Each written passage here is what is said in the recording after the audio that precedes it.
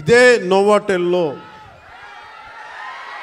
ఒక 2 సంవత్సరాల క్రితం నలిపేస్తే నువ్వు బయటికి రాకూడదు కారులో నుంచి కూడా అని అప్పుడున్న పోలీసు ఉన్నతాధికారులు నలిపేస్తే, నోవాటెల్లో ఉంటే భయభ్రాంతుల్ని చేస్తే, హోటల్ రూముల్ని బూట్లతోటి కొడితే, అరెస్ట్ చేయాలని ప్రయత్నం చేస్తే విశాఖపట్నం మొత్తం వచ్చి మన నోవాటెల్ ముందుకు వచ్చింది. అంత బలమైన మెమరీ కూడా వచ్చింది, జ్ఞాపకం. అందుకే నాకు విశాఖపట్నం, నేను అందుకని ప్రత్యేకించి విశాఖపట్నంలో ఈ ఫంక్షన్ పెట్టాలని నిర్ణయించాను. అలాగే మాట వినాలాగండి. అలాగే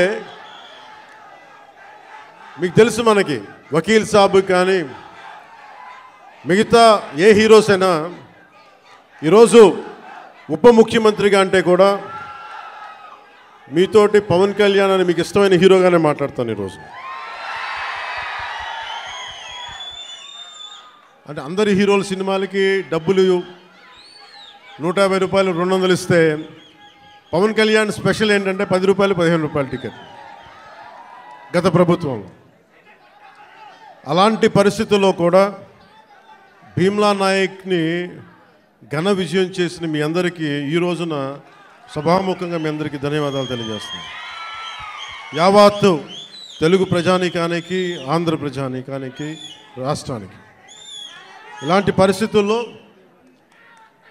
గౌరవ ముఖ్యమంత్రి శ్రీ నారా చంద్రబాబు నాయుడు గారి నాయకత్వంలో కూటమి ప్రభుత్వం ఏర్పాటు చేసిన తర్వాత సినిమాటోగ్రఫీ శాఖ జనసేన తీసుకున్నప్పటికీ కూడా ఇది మన ఇబ్బందిగా, అంటే మనం తీసుకోకూడదు అని చెప్పేసి ప్రత్యేకించి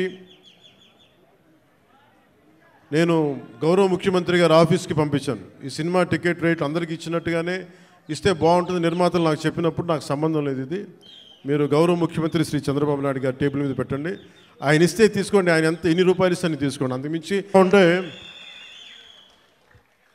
మన యువ Naik. Turn your LinkedIn profile into a lead generation